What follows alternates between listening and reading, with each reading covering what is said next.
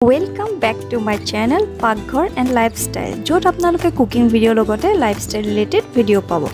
Aru aji moi apnalokor osorloi Joha Bhulor hoite masor torkari recipe eta loi ahisu. Tenehole ahok recipe tu agbahu. Tar karone moi 3ta Joha Bhul loisu, eta piaz aru eta nohoru aru edokhor ada. Itia ei gutei nohoru piaz ada ei gutei khini paste kori lom. Eta medium size bilahiu loisu, taru moi paste banai lom. আৰু এয়া মই ভুল 3টা আৰু আলু এটাও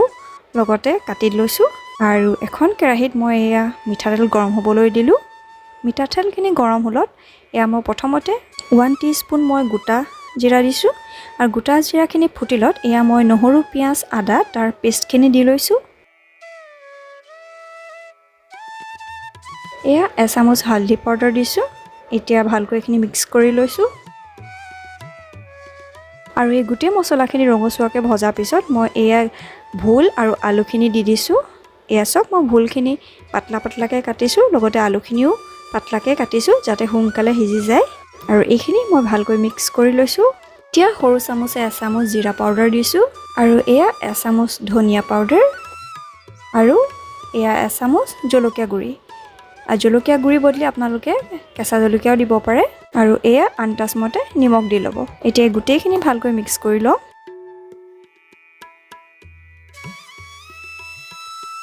আৰু এইখিনি ভালকৈ মিক্স কৰাৰ পিছত মই ঢাকনখন লগাই দিছো আৰু এই গুটেই ভাজিকন মই ঢাকন দিয়ে হিজাম আৰু এয়া সক মই মাজে মাজে লৰাই আছিলো বিলাহীটো আমি ইতিয়াই দি নিদু যেতিয়া আলুখিনি হিজি যাব তেতিয়াহে বিলাহী দিম বিলাহী যদি আগতে দি দিয়া হয় তেতিয়াহলে অকমান হিজুতে টাইম লাগে এই কাৰণে মই বিলাহীটো পিছতহে দিম আৰু এয়া সব দেখিছে ভুলৰ পৰা পানী ওলাইছে আৰু এয়া অলমান আলু হিজিলে এতিয়া মই এই বিলাহী পেষ্ট কৰি থোৱা হেখিনি দি দিছো আৰু এয়া মই ভালকৈ আকৌ মিক্স কৰি লম আৰু ঢাকন দি পুনৰবাৰ হিজাই লম আৰু মই জুলকন ডাঠ হ'বলৈ কাৰণে আলু কেপিছমান ভাঙি দিছো মই মাছ দিয়া আগতে আলুটো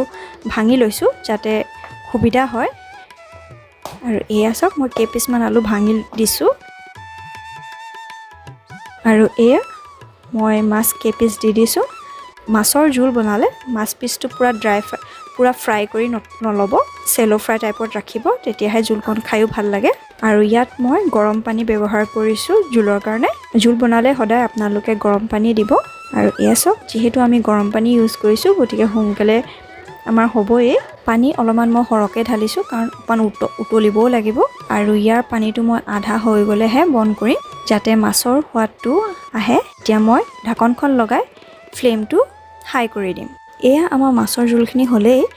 এনেকুৱাতে নমাব আগে মই এডখৰ নেমু চেপি দিছো যাতে খাবলৈ বেছি ভাল হয় আৰু এয়া হেখত ধনিয়া পাত আৰু এয়া আমাৰ জহা ভুলৰ টেঙা মাছ ৰেডি ৰেচিপিটো কেনেকুৱা পালে কমেন্ট বক্সত জনাবলৈ নাপাহৰিব আৰু আপোনালোকে যদি মোৰ চেনেলটো সাবস্ক্ৰাইব কৰা নাই তেনেহলে প্লিজ সাবস্ক্ৰাইব কৰি দিব লগতে লাইক এণ্ড শ্বেয়াৰো কৰি দিব থ্যাংক ইউ ফৰ ওয়াচিং